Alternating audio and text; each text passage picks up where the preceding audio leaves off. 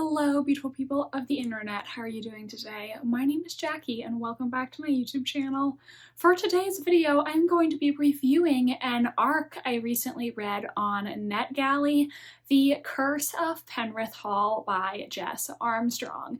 I believe by the time you're watching this, this book is now out, so if this review intrigues you, definitely go out and grab a copy. Thank you very much to the publisher Minotaur Books for giving me a digital version of this book via NetGalley in exchange for an honest review. This is an atmospheric and gothic mystery debut set in England after World War I, and I gave this book 4 stars. It was all in all very enjoyable. Let's dive into the plot and some of my more specific thoughts.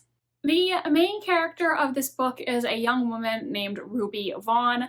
Ruby was born into a wealthy American family. However, she came over to England from the United States years ago after causing a scandal back in American high society. Her parents and her sister have since passed away.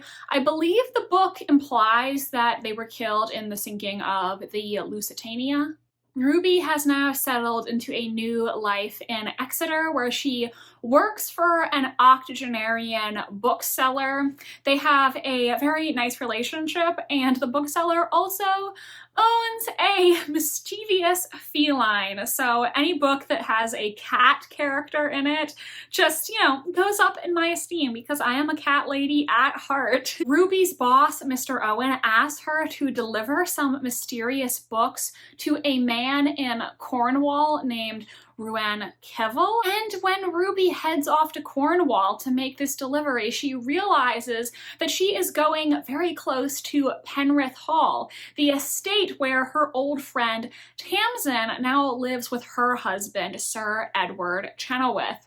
Tamsin and Ruby used to be best friends, but they are now estranged from each other and have been since Tamsin married Sir Edward. When Ruby arrives at Penryth Hall that night, Sir Edward is murdered. She finds out from the staff at the house that the Chenoweth family is supposedly cursed. Sir Edward's uncle and the uncle's new wife also died under similar circumstances years ago. So the villagers believe that the curse is what killed Sir Edward and that Tamsin and her son may be the next victims.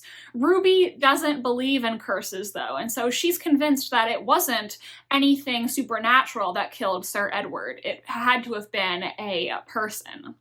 Thus, not believing what she perceives to be a bunch of superstitious mumbo-jumbo, Ruby gets interested in finding out what actually happened to Sir Edward, who, by all accounts, was not a very nice man. Ruby also discovers that Ruan, the man who she came here to deliver the books to in the first place, is actually a little bit of a mystical healer, for lack of a better term, in Cornwall. He is what the people refer to as a peller, which is sort of apparently like in the traditional Cornish belief system, a healer who has a sort of supernatural power. They, starve off sickness from the village. A pellar can allegedly prevent people in the village from getting sick. They can work love charms, and so he is called in to sort of investigate what happened to Sir Edward and this alleged curse. Ruby ends up investigating the mystery, and gradually as the story goes on, her and Ruan sort of work past their differences and end up becoming allies in the investigation. Was Edward Chenoweth really killed by this supposed curse, or was the actual killer one of the people closest to Ruby? One of the things that I really liked about this book was this setting in Cornwall. I feel like I learned a lot about the myths and legends in this part of the world, and I really enjoyed that aspect of the book. This book does have a slight fantasy element, for lack of a better term. There are things that happen in this book that cannot, you know, really be explained by Western science, and they were not fully resolved by the end of the book. However, I didn't mind that. You know, sometimes when you're reading a book and they introduce an element like this and it's not fully explained by the end of the book, you feel like it's unfinished and not wrapped up. But that wasn't the case here, in my opinion. Some of the paranormal goings-on are not fully explained, but it felt more so like that was being... Is realistic a bad way to phrase it, considering I'm talking about paranormal elements? Let me put it this way.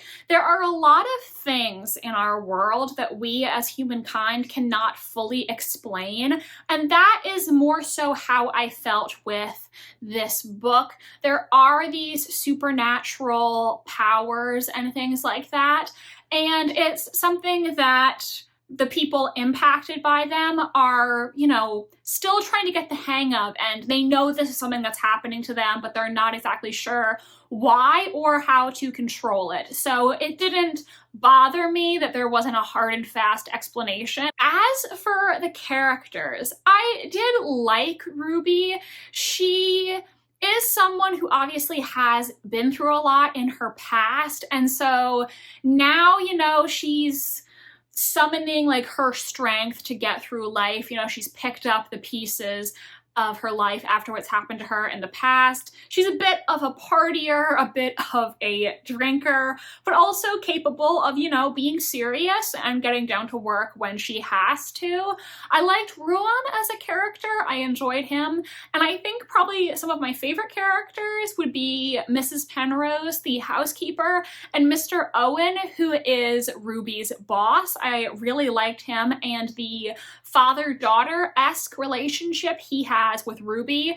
I also loved his cat, of course, because I am a cat girl, so having a cat in the book is always a plus in my opinion. I think, though, one of my biggest issues with this book, and one of the reasons it's not a 5-star, is Tamsin didn't fully land for me. I feel like I didn't really understand her personality, and I don't think she was as compelling as many of the other characters in this book. I also did not fully understand her relationship with Ruby. We know that they are old friends, and the book tells us a little bit about their previous relationship, you know, how they were so close, but I didn't feel like their closeness and their connection fully came across. I didn't really understand why Ruby felt so loyal to Tamsin and really hung up on her after all this time. I just feel like she as a character was not as fully fleshed out as the others, so she was not my favorite, and I didn't really feel the connection between those two. And I think the other big complaint I had about this book was sometimes it was a little hard for me to follow Ruby's feelings or thought processes, and I feel like to a certain extent this is an extension of me not fully understanding her relationship with Tamsin, because she would have moments where, you know, she is thinking about how much she cares about Tamsin and how much their friendship meant to her, but then she'll have a moment where she's like, well, I don't know, maybe Tamsin has changed since I last saw her. How do I know that she didn't kill Sir Edward? Maybe I can't trust her. And then like a chapter or two later, she'll go back to caring about Tamsin and wanting to protect Tamsin and feeling bad for ever suspecting her in the first place. And I felt like sometimes Ruby's feelings towards other characters would kind of ebb and flow, and I didn't really fully understand why she was kind of waffling back and forth on her feelings.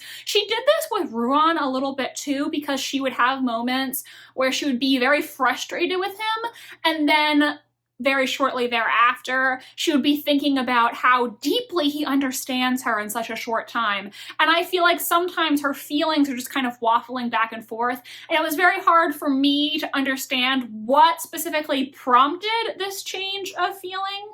I would say those are my two biggest complaints about the book and the reasons why I couldn't give it a full 5-star.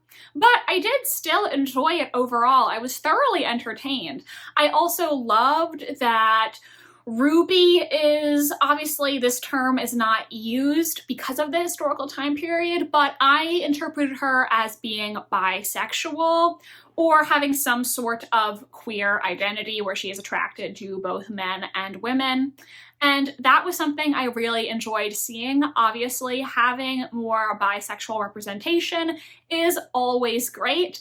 And the mystery was also entertaining. It held my attention throughout the book. And I think that is it for my thoughts about The Curse of Penryth Hall by Jess Armstrong. This is a book that I would recommend if you are looking for a slightly gothic historical mystery that deals a lot with superstition and Cornish myths. I hope you enjoyed this video. If you did, make sure to give it a big thumbs up and subscribe to my channel if you'd like to see more from me. I post new videos every Wednesday and Sunday. My social media links are down below if you want to follow me on Tumblr, Instagram, or be my friend on Goodreads. Thank you so much for watching, and I hope you have a striking rest of your day. Bye, and I'll see you next time.